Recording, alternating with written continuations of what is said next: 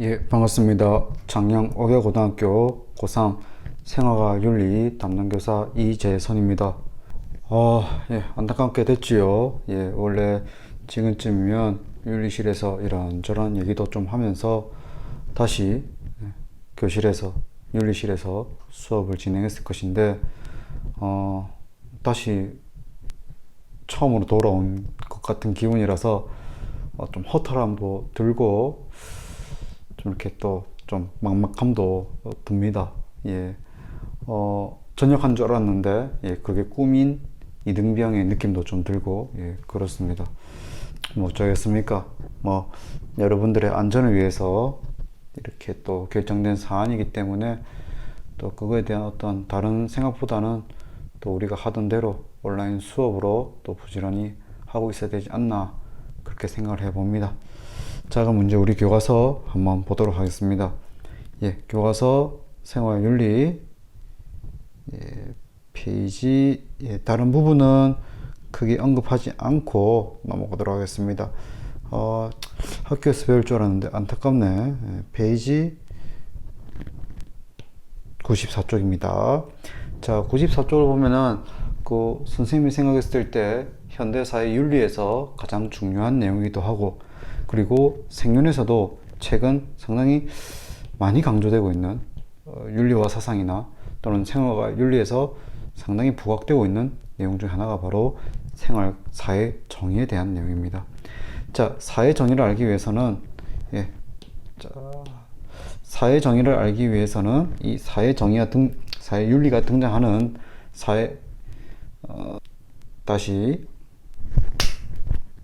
자, 사회 정의를 이해하기 위해서는 여러분들이 바로 이 구조를 알아야 됩니다. 첫 번째, 개인 윤리와 그리고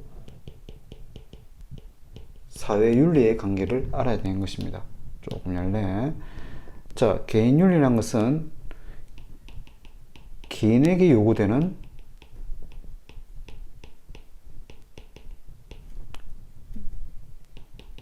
윤리 또는 가치관이 되겠죠.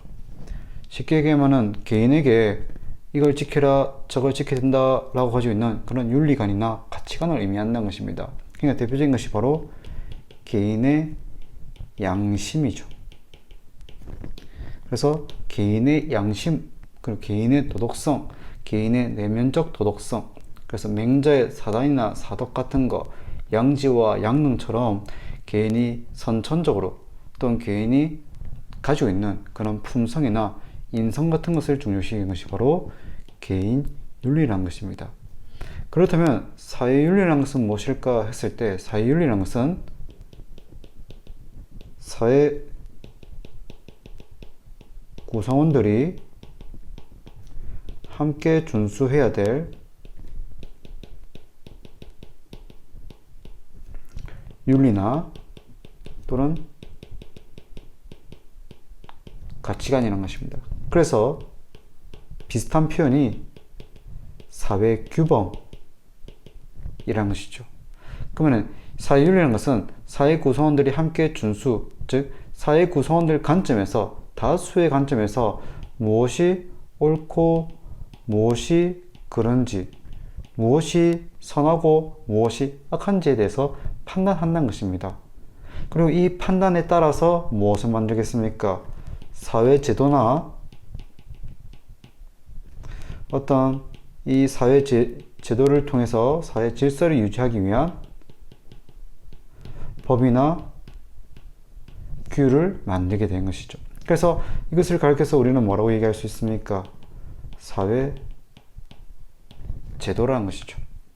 그렇기 때문에 사회 윤리에서 옳은 것은 하게 하고 그런 것은 못하게 하는 그런 특징을 가지고 있는 것이 이 사회윤리와 이 사회제도의 특징이다라고 보면 되겠습니다. 그렇다면 이 사회제도와 이 사회윤리에서 가장 중요시 여기는 가치가 바로 무엇일까? 라고 했을 때 개인윤리에서는 이 개인의 양심이나 또는 선하고자 하는 선의지, 어떤 내면적 도덕성 이런 것을 중요시 여겼다면 사회윤리에서는 가장 중요시 여기는 가치, 덕목은 바로 사회 구성원들이 함께 준수하고 무엇이 옳고 그른지 구분하는 사회 정의라는 것입니다. 되겠습니까? 그래서 사회 정의를 이해하기 위해서는 우리는 첫 번째 무엇과 무엇을 비교해 볼 수 있어야 된다. 개인윤리와 사회윤리를 비교해 볼 수 있어야 될 것입니다. 자, 좋은 그림이 있네요. 자, 어떤 할아버지가 이렇게 빵집에서 빵을 훔쳤나 봅니다. 경찰관 복장을 되게 잘 그렸네. 자, 첫 번째입니다. 남의 것을 함부로 훔치다니 저 사람은 내면적 양심도 도덕성도 없는 사람이에요. 누구를 탓하고 있습니까? 할아버지라는 개인의 문제를 지적하고 있는 거죠. 양심적 부분이나 도덕적 측면과 같은 개인의 내면적 도덕성에 문제가 있다라고 얘기를 한 것입니다. 그럼 이것은 이 한 사람의 탓으로 돌리는 것이기 때문에 무슨 윤리가 되겠습니까? 개인 윤리가 되겠죠. 이 할아버지가 가지고 있는 양심의 부재, 도덕적이지 못한, 하지만 이렇게 볼 수도 있다는 것입니다. 이 사람이 과연 왜 빵을 훔쳤는지에 대해서 우리 사회가 이 가난한 노인을 보살피지 못한 어떤 사회 제도나 규범에 구멍이 있는 것이 아닐까. 대표적인 예가 바로 장발장과 같은 것이 되겠죠. 장발장이라는 사람이 나빠서 빵을 훔친 것이 아니라 배가 고파서 울고 있는 조카를 먹이기 위해서. 그러면 사회 내에서 생각을 해봐야 되는 거죠. 왜 그 어린아이는 배를 굶고 있었을까? 왜 젊은 청년인 장발장은 일할 수 있는 환경이 되지 못했을까? 왜 훔쳐야 됐을까? 누구의 문제가 있다는 것입니까? 이렇게 이 노인이 어려운 상황에서 도둑질을 하게 한 어떤 이 사회 제도의 문제나 한계점을 지적한 것이죠. 그렇기 때문에 이 할아버지의 탓이라기보다는 이런 할아버지가 부양되지 못하고 사회적으로 배제되어서 소외되고 배제되어서 결국은 도둑질을 하지 않으면은 어떤 것도 먹을 수 없는 그런 상황을 방치한 이 사회 구조의 문제가 있다는 것입니다. 그래서 이 할아버지의 문제라기보다는 이 사회가 그렇게 하지 못했기 때문이 아닐까? 라는 것에 대해서 질문 던진 것이 바로 사회윤리가 되겠습니까? 자, 그래서 밑에 나와 있습니다. 사회윤리의 특징이 무엇이냐 했을 때 개인윤리의 관점에서는 개인의 양심과 합리성, 내면적 도덕성을 중요시 여기고 이것이 무너진다면은 이것이 무너진다면 사회 문제가 증폭될 것이고 이것이 강화된다면 이런 사회 문제점들이 해결될 수 있을 것이다 라고 보는 것입니다. 하지만 우리 사회에서 나타나는 다양한 계층 간의 갈등, 빈부격차, 인종차별, 사회부패, 부정부패 등과 같은 이런 문제점들은 단순히 너가 착해야지, 너가 그러면 안 되지 라는 것을 강조하는 것만으로는 해결하기 어렵다는 것입니다. 그렇기 때문에 나타난 것이 바로 사회윤리적 관점이라는 것이죠. 그래서 사회적 윤리적 관점이라는 것은 이러한 다양한 문제점들을 사회 구조 또는 제도의 개선을 통해 해결하고자 한다는 것입니다. 즉, 같은 문제가 있더라도 개인 윤리적 관점에서는 이 개인의 도덕성, 개인의 양심, 개인의 합리성을 통해서 야, 너 그러면 안 되지 라고 얘기한 것만으로 충분하다면 사회윤리적 관점은 바로 이렇게 발생하는 다양한 사회적 문제점들은 결국은 무엇에 문제가 있다는 것입니까? 사회 구조나 제도가 문제가 있고 이 제도와 구조를 개선하거나 해결을 해야 된다는 것입니다. 되겠습니까? 자, 그러면은 이제 지금 우리가 뉴스를 통해서 개인윤리와 사회윤리를 한번 이해해 보도록 하겠습니다. 선생님도 뉴스를 보고는 참 너무 마음이 안타까워갖고 그랬는데, 여기다가 선생님이 한 2분 정도 되는 영상 뉴스를 한 2분 정도 되는 뉴스를 한번 보여주도록 하겠습니다. 그 뉴스를 보도록 하겠습니다. 네.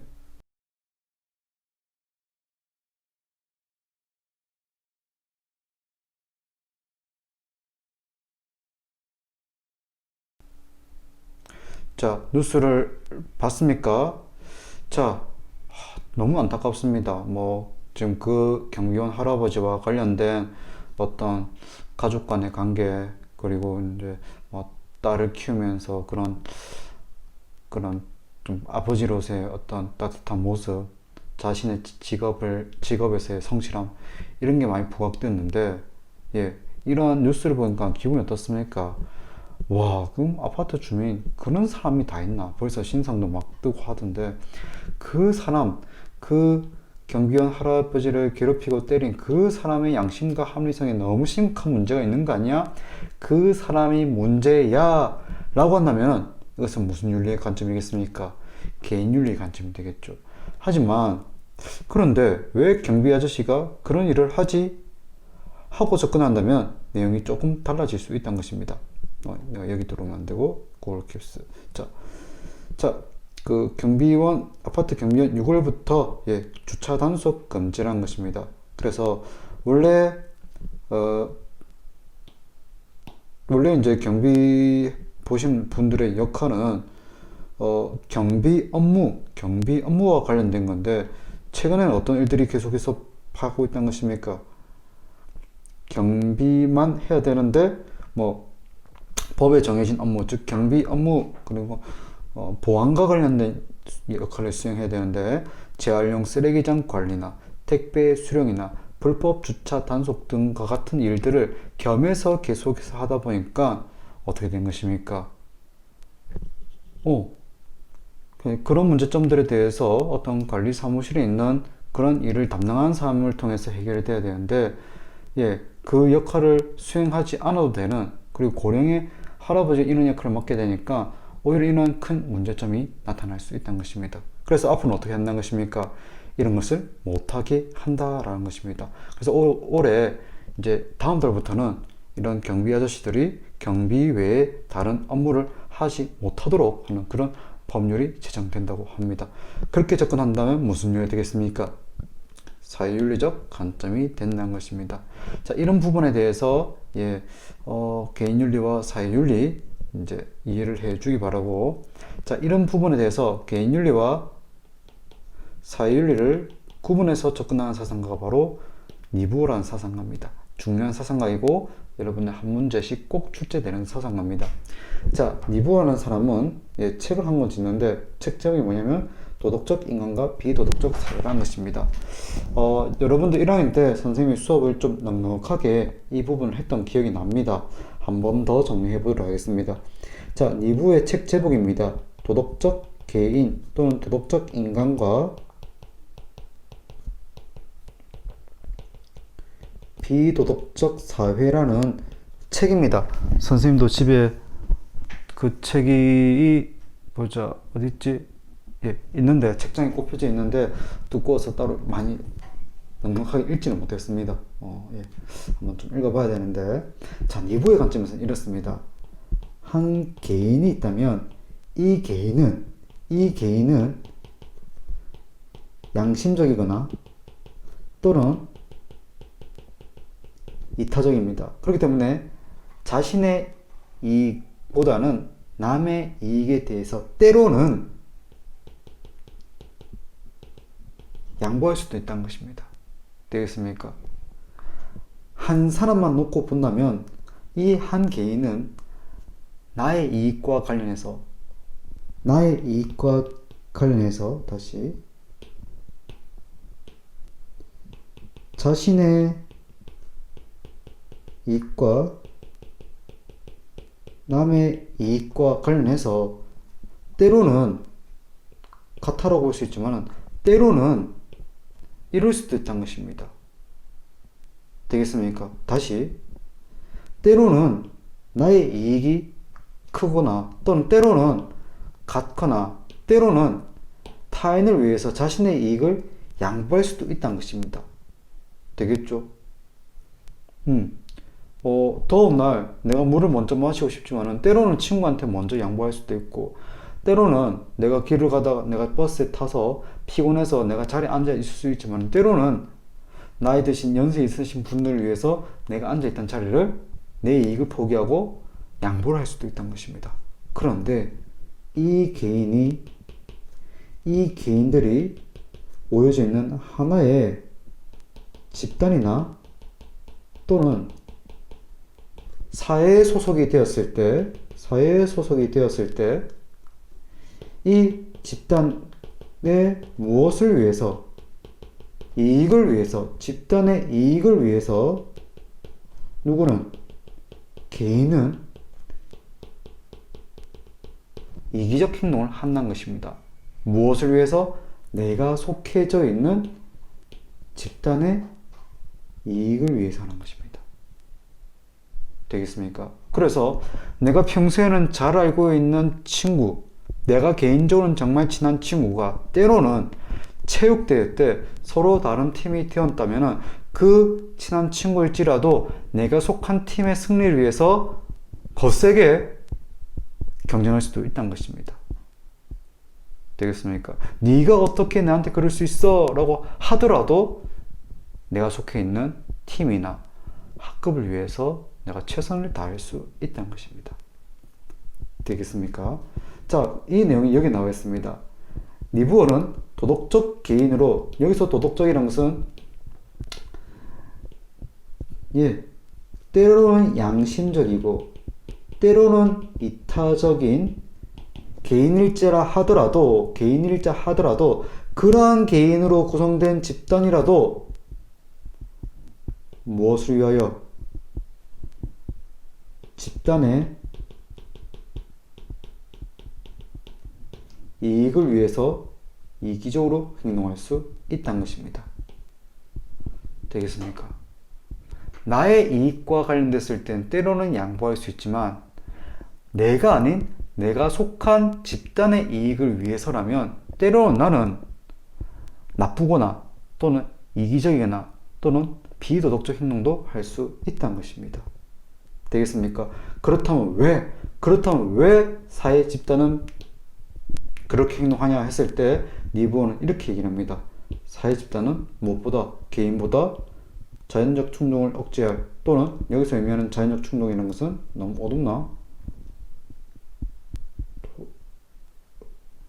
자연적 충동을 억제할 합리적 능력, 즉 무엇을 위해서라면 집단의 이익을 위해서라면 잠시 이성을 잃게 된다는 것입니다. 이러한 능력을 갖추고 있지 못하다는 것입니다. 되겠습니까? 그렇기 때문에 이러한 사회의 이익을 위한, 사회가, 이런 집단이, 여기 조금 넓은 데로 가볼까?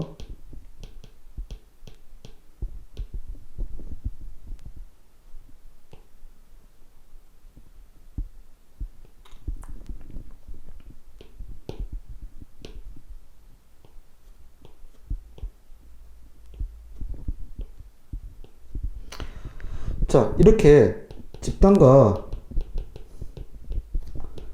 집단은 한정된 이익을 두고 무엇이 첨예하게 발생할 수 있습니까? 갈등이 발생할 수 있다는 것입니다. 집단과 집단 간에 한정된 이익을 두고 갈등이 극화될 수 있다는 것이죠. 그럼 이 갈등을 어떻게 되겠습니까? 가만 놔둬야겠습니까? 그러면 이런 갈등이 첨예화된다는 것은 그러한 집단이 모여있는 그 사회도 역시 혼란스러움이 강해진다는 것입니다. 그러면 이것을 어떻게 할 것이냐 했을 때, 첫 번째, 집단 간의 문제는 윤리적 성격보다는 어떤 성격을 지니고 있다는 것입니까? 정치적 성격을 가지고 있다는 것입니다. 그러면 여기서 윤리적 관점과 정치적 관점이라는 것은 무엇입니까? 했을 때, 윤리적으로 하는 것은 쉽게 얘기하면 도덕적 판단 또는 이타심 또는 양심과 같은, 뭐 좋은 게 좋은 거 아이가? 라고 했었지만, 정치적이라는 것은 힘이나 또는 권력 또는 규모에 따라 이루어지는 관계라는 것입니다. 그러면은 A와 B, 강한 사람, 약한 사람이 있으면 강한 사람이 약한 사람에 대해서 양보할 수도 있습니다. 하지만 강한 집단은 약한 집단을 어떻게 된 것입니까? 무자비하게 밟을 수 있다는 것입니다. 왜? 이익을 위해서. 되겠습니까? 그래서 집단 간의 문제는 윤리적 성격, 이런 도덕적 판단이나 양보해줘라, 이타심, 양보해줘라, 양심과 같은 것이 아니라 정치적, 즉 힘과 권력과 규모와 이익에 따라서 이루어지는 것입니다. 그렇기 때문에 사회윤리의 문제는 윤리적 측면으로 해결될 수 있겠습니까? 없다는 것이죠. 그렇기 때문에 뭐가 필요하다는 것입니까? 정치적인 강제력이 필요하다는 것입니다. 정치적인 강제력이 필요하다는 것입니다. 그럼 이 정치적 강제력이라는 것은 결국 무엇이냐? 외적인 힘입니다. 외적인 힘. 그런데 이런 외적인 힘만으로는 해결될 수 없기 때문에 제시하는 것이 사회제도와 사회구조의 개선을 통해 해결이 가능하다라고 얘기하는 것입니다.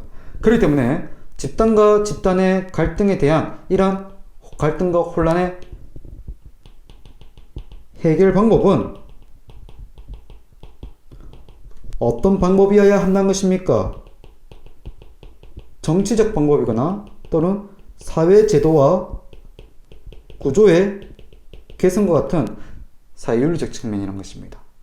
여기다가 한 꼬집을 더 추가한다면은 때로는 개인의 선의지도 요구된다는 것입니다. 가장 중요한 방법은 바로 무엇이다? 정치적이거나 또는 사회구조나 제도의 개선이 필요하고, 이게 중요하며 때로는 이러한 방법들도 때로는 필요해. 이렇게 얘기를 한 것이죠. 되겠습니까?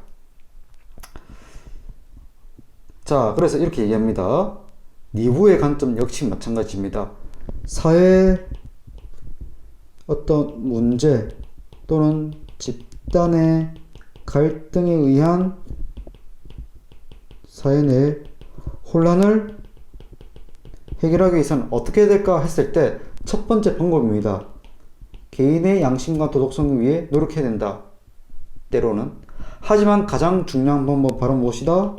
사회구조와 제도의 비도덕성을 개선하고 정의로운 사회가 될 수 있게끔 지향해야 된다는 것입니다. 사회구조와 제도를 통해서 이런 사회 문제점들을 해결하려고 하는 것이 바로 니부의 사회윤리가 되겠습니다. 되겠습니까? 배터리 충전 좀 하겠습니다. 자, 이렇게 해서 우리가 니부어에 대해서 이렇게 얘기를 했는데, 니부어에 대해서 얘기가 꼭 나오는 인물 중에 한 명이 바로 아이히만입니다. 아이히만. 예, 이 아이히만의 어떤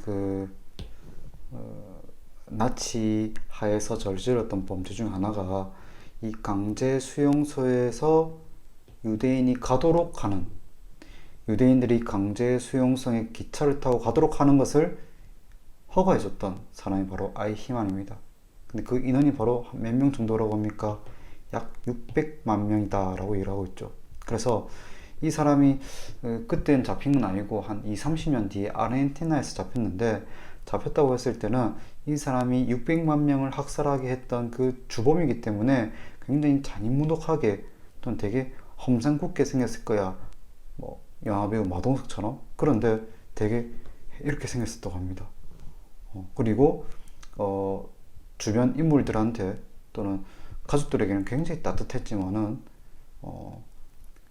그 제2차 세계대전 때는 이렇게 많은 사람들이 희생되는 것을 허락했던 사람이죠. 그래서 이때 있었던 한나 아렌트라는 여성 철학자는 어떤 표현을 썼냐면은 이 악의 평범성이라는 표현을 씁니다. 악의 평범성.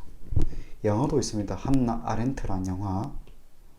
한나 아렌트가 이 재판에 참여하고 나서 보고 쓴 후기가 바로 악의 평범성입니다.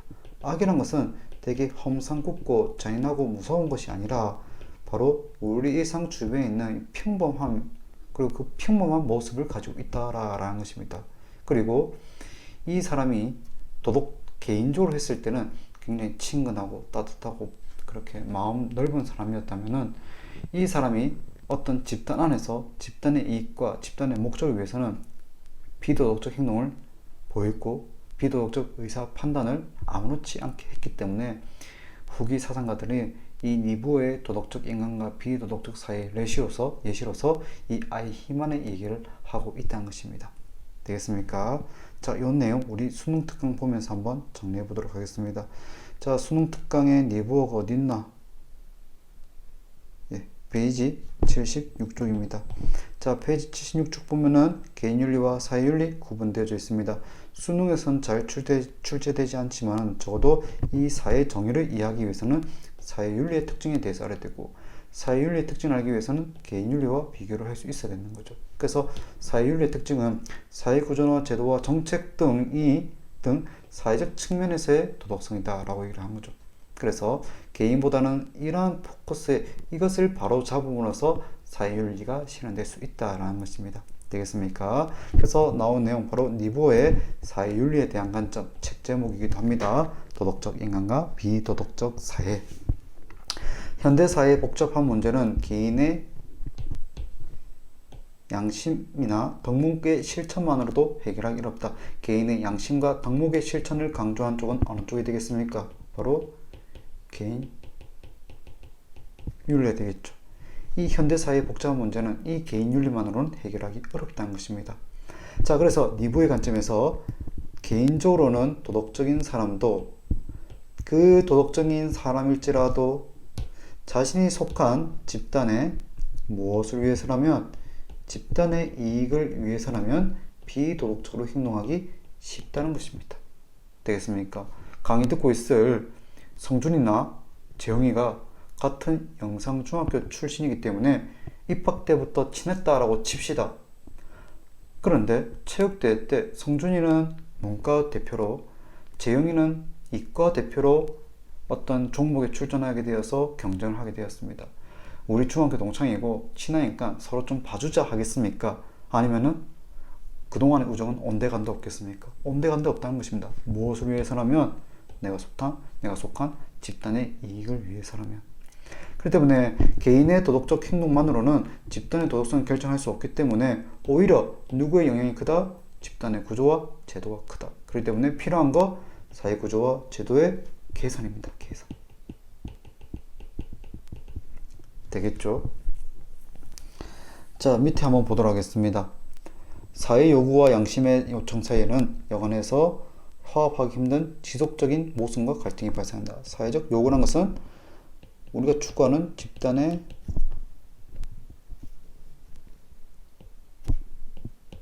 이익이라면, 양심이란 것은 개인의 도덕성이 되겠죠. 이것은 굉장히 지속적이고 모순적인 모습을 보이고 있다는 것입니다. 되겠습니까? 자, 간단히 정치와 윤리의 갈등이라고 할 수 있는, 정치는 요거, 윤리는 이것이 되겠죠. 모순 갈등은 도덕생활의 이중적 성격으로 불가피하게 발생하는 것인데, 그 하나는 개인의 내면적 생활이고, 난 착하게 살아야 돼, 난 남을 도와줘야 돼. 반면 한편으로는 사회적 생활의 요구, 내가 속해져 있는 집단은 성장하고 이익을 추구할 수 있어야 돼 라고 얘기한 것이 바로 이 두 가지의 갈등이라고 볼 수 있습니다. 자, 인간 역사에서 사회적 각성과 도덕적 선의지의 전가가 사회적 갈등의 야만성, 사회 집단의 갈등이 되겠죠. 완화하는 데 도움이 된다 할지라도 이 사회적 각성과 도덕적 선의지, 즉 개인적 측면으로는 이 갈등 자체를 제거할 수 없다라는 것입니다. 이러한 갈등의 제거는 인종이건 국가건 경제 집단이건 인간의 집단들이 어느 정도 이성과 동정심을 발휘할 수 있고 도덕적 선의지를 가지게 될 때만 이루어지게 될 것이다. 하지만 이것은 거의 불가능하죠.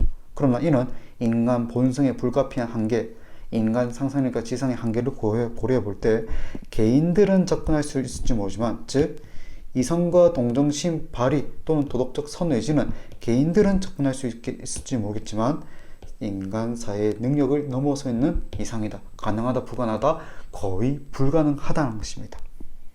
되겠습니까? 그래서 2부의 해결 방법입니다. 해결 방법이 아니라 문제점, 집단 속에서 이기적으로 되어가고 있는 인간의 성향과 집단과 집단 간의 힘의 불균등한 분배로 인해서 부정의가 지속되고 있다. 즉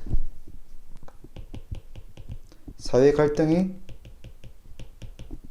지속되고 있다. 그럼 이것을 해결하기 위한 해결 방안이 되겠죠. 해결 방안은 바로 외적 강제력을 동원하자. 어떤 성격의 정치적 성격을. 그래서 이런 표현도 씁니다. 나와 있구나. 내가 쓰려고 했던, 선생님이 쓰려고 했던 표현이 바로 여기 나와 있네요. 예. 외적 강제력을 필요하다는 것입니다. 되겠습니까? 그래서 가장 핵심적인 내용은 사회 제도나 구조의 개선이 1차적으로 필요하고, 그 다음은 외적 강제력이나 정치적 구성력도 필요하지만 플러스 알파로 무엇도 필요하다는 것입니까? 개인의 선의지와 도덕성도 플러스 알파로 필요하다라고 얘기를 하고 있는 것입니다. 되겠습니까? 자, 그럼 다시 교과서 한번 보도록 하겠습니다. 그 다음 내용 크게 어려운 내용은 아니고, 어려운 내용이 아니라기보다는 더 중요한 단계로 넘어가기 위한 전제라고 생각하면 되겠습니다. 자, 그렇다면 이 사회 윤리에서 가장 중요한 가치가 무엇이냐 했을 때 바로 사회 정의라는 것입니다. 그러면 사회 정의할 때 정의라는 것은 무엇이냐 했을 때 동양에서는 이 정의라는 것을 천리에 부합하는 올바른 또는 올바른 도리로서의 의로움이라고 생각한다. 우리 1학년 때 한번 했던 내용입니다. 그래서 공자는 눈앞의 이익을 보고든 무엇을 먼저 생각해라? 의를 먼저 생각해라는 견리사의. 맹자는 옳고 그름을 분별하는 판단, 옳고 그름을 판단할 수 있는 선천적인 능력. 인문계열 학생들 작년에 배웠는데 십이지심이죠. 이 십이지심의 근원이 바로 무엇입니까? 의라는 것입니다. 되겠습니까? 그런데 우리가 지금 배우고 있는 정의의 개념은 오히려 서양의 정의에 더 가깝습니다. 그래서 서양에서 얘기하는 justice, 정의라는 것은 올바른 또는 공정성이라는 것입니다. 동양에서 얘기하는 올바름이라는 덕목과 함께 공정하다, 공정성에 대해서 얘기를 하고 있는 것입니다. 그래서 그 공정성에 대해서 얘기한 서사가 뒤에 나오는데, 일단은 정의라고 했을 때 소크라테스나 플라톤은 영혼이 질서가 잡혀 있는 상태라고 얘기합니다. 되겠습니까? 이 소크라테스나 또는 플라톤은 정의란 것은 영혼이 질서 있는 상태다라고 얘기를 합니다. 되겠습니까? 그래서 소크라테스는 질서가 잘 잡힌 상태의 영혼이 추구하는 본성, 그리고 더 나아가서 중요한 사상가 플라톤은 지혜라는 덕목, 용기라는 덕목, 절제라는 이 세 가지 덕목이 잘 조화되었을 때 나타나는 최고의 덕목이 바로 무엇이다? 정의라는 것이죠. 그래서 플라톤은 지혜, 용기, 절제가 잘 조화되었을 때 나타나는 덕목이 정의다라고 얘기를 합니다. 그렇다면 현대 서양 사회에서 잘 이해하고 있는 이 정의의 개념에 대해서 얘기한 사상가는 바로 이 아리스토텔레스입니다. 아리스토텔레스의 정의에 대해서 우리가 접근해 보면 이거 나도 그렇게 생각하는데 하고 얘기할 수 있는 그런 내용일 겁니다. 아리스토텔레스는 각자가 자신의 것을 취하며 법이 정한 대로 따른 것을 정의라고 보았다. 각자가 자신의 것을 취득하며 법이 정한 대로 따르는 것이다 라고 얘기를 하고 있는 거죠. 여러분들 이거 1학년 때 배웠습니다.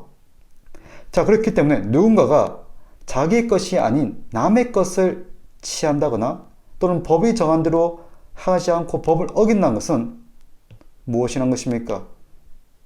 부정의한 것입니다. 그래서 옆에 나와 있습니다. 아리스토텔레스의 정의, 생윤 치는 학생들은 반드시 기억해 줘야 되고, 그리고 생윤 선택해서 내신에서 좋은 성과를 얻으려고 하는 학생들도 반드시 이 내용을 정리해야 됩니다. 아리스토텔레스의 정의는 크게 두 가지로 구분합니다. 여러분들 1학년 때 배웠습니다. 선생님과 함께. 첫 번째, 일반적 정의와 두 번째, 특수적 정의. 일반적 정의 어렵지 않습니다. 인간은 정치 공동체에서 살고 있는 정치적인 존재이기 때문에 정치 공동체 내에 구성원들과 함께 지키고 따라야 될 법을 지킨 것이 정의입니다. 정의란 것은 어려운 것이 아니라 구성원들과 함께 이거 지키자라고 약속한 그 법을 지키는 것입니다. 첫 번째, 어렵습니까? 두 번째부터는 우리가 조금 익숙한 것입니다. 두 번째는, 첫 번째, 시정적 정의라고 적혀져 있습니다. 시정적 정의라는 것은 다른 말로 교정적 정의입니다. 타인에게 해를 끼치면 그만큼 무엇을 해줘야 되는 것입니까? 보상을 해주는 것입니다. 그렇기 때문에 남에게 마이너스 10의 피해를 줬다면 나는 이 사람에게 무엇을 해야겠습니까? 플러스 10을 해줘야 원위치가 되겠습니까? 만약에 내가 이 사람에게 마이너스 10을 줬는데 마이너스 플러스 7을 해줬다면 이 사람은 여전히 피해를 얼마큼 입었습니까? 3만큼 입었지요. 그러면 그 사람, 마이너스 10의 피해를 준 사람은 7만큼 보상했을 때 정의로운 보상이었습니까? 아니란 것입니다. 되겠습니까? 그래서 교정적 정의란 것은 남에게 피해를 끼쳤다면 그만큼 보상을 해주거나 그만큼 자신이 책임을 지는 것입니다. 뭐가 관련되겠습니까? 문과에서 이 분야에 대해서 관심 있는 친구들도 있는데 바로 교정적 정의, 즉 어떤 처벌과 관련된 것이죠. 처벌과 보상과 관련된 것이 바로 교정적 또는 시정적 정의가 되겠습니다. 되겠습니까? 메모해 놓도록 하겠습니다. 어떤 처벌이나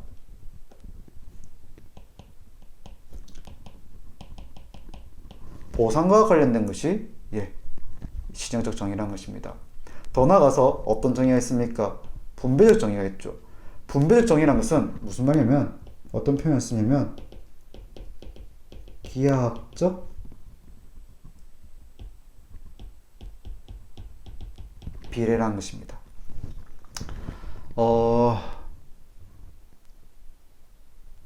선생님과 현석이가 일을 했습니다.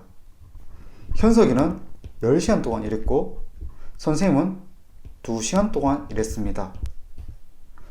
만약에 선생님이 100만 원을 받으면 2시간 일한 건 100만 원 너무 많나? 이틀 일한 거에 대해서 100만 원을 받는다면 현석이는 열흘을 일했다고 칩시다.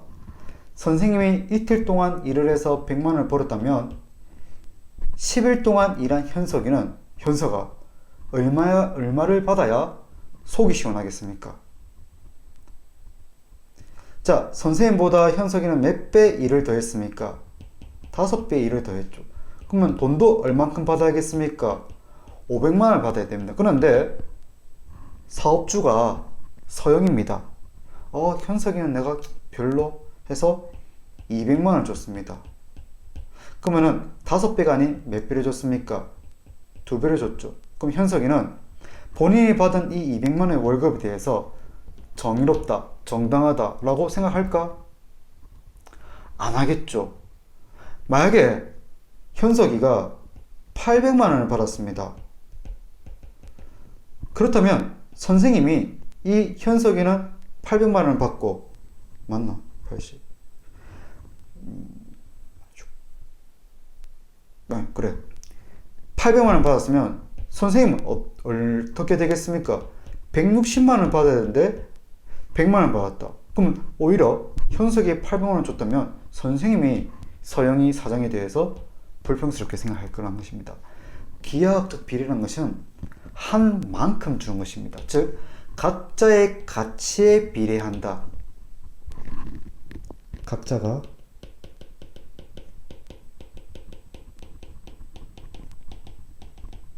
만큼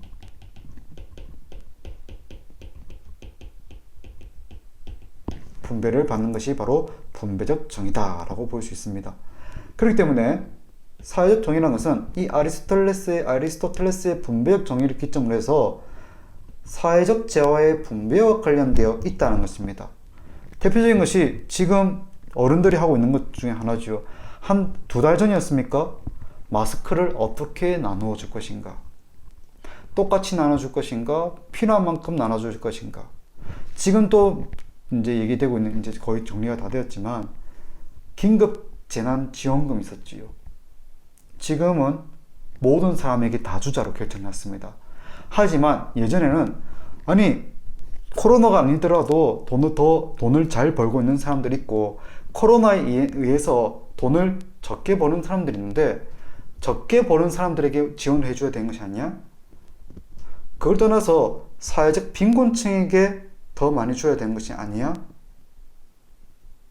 라는 식으로 얘기가 있었습니다.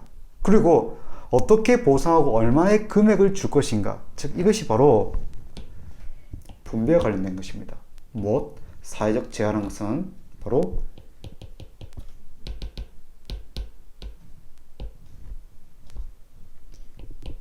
경제적 분화 또는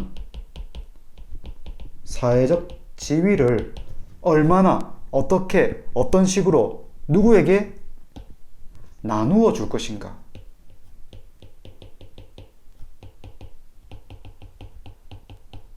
가 바로 무엇과 관련된다는 것입니까? 정의와 관련된다는 것입니다. 되겠습니까? 그렇기 때문에 현대사회에서 가장 대표적인 분배정에 대해서 얘기하는 사상가 바로 존 롤스, 여러분들 1학년 때 배웠습니다. 그렇기 때문에 사회의 법과 제도가 아무리 효율적, 즉 경제적 이익을 유발한다 하더라도 무엇에 문제가 있다면, 재화 분배의 형평성이 분배되지 않는다면 거기에 속한 구성원들이 무엇을 제기해야 될 것이다? 불만을 제기할 것입니다. 어떤 불만을 제기하겠습니까? 우리 사회는 받을 만큼 나눠주지도 않고 또는 필요한 만큼 분배해주지도 않고 나눠주지 않기 때문에 우리 사회는 재화의 분배에 있어서는 문제가 있고 그 문제는 부정하다라고 얘기를 하는 것입니다. 되겠습니까? 자, 그러면 다음 시간에는 분배 정의의 의미에 대해서 배우겠습니다. 자, 우리 1학년 때 혹시 이거 배웠던 거 기억납니까? 절대적 평등. 그리고 필요에 따른 분배, 능력에 따른 분배, 그리고 업적에 따른 분배. 요 네 가지로 해서 누구에게 장학금을 줄 것인가, 누구에게 기숙사에 들어갈 수 있는 기회를 줄 것인가로 얘기를 했던, 생각을 나누었던 적이 있는데, 그 내용에 대해서 다음 시간에 배워보도록 하겠습니다. 분배란 것은 쉽게 얘기하면 각자에게 자신의 몫을 돌려준 것입니다. 이렇게 얘기한 사상가, 대표적으로 아리스토텔레스의 분배적 정의입니다. 선생님도 분배적 정의가 실현되었으면 좋겠습니다. 무슨 말이냐? 열심히 한 친구에게는 그만큼의 정당한 수능 점수와 대입의 결과가 이어졌으면 합니다. 그냥 폰만 잡고 그냥 걸렁걸렁 하면서 난 잘 될 거야, 나는 무조건 뭐 어떻게든 해결될 거야 가 아닌 철두철미하게 계획 세워서 자신의 어떤 미래를 위해서 고생하고 열심히 하고 있는 친구들이 반드시 그에 적합한 몫을 받아갔으면 합니다. 그것이 바로 입시 정의가 아닌가 라고 생각을 해봅니다. 나머지 내용에 대해서는 다음 수업 때 배워보도록 하고, 과제 오늘은 제시하겠습니다. 과제 제시할 테니까 풀어서 제출해 주기 바랍니다. 자, 오늘 수업은 여기까지입니다.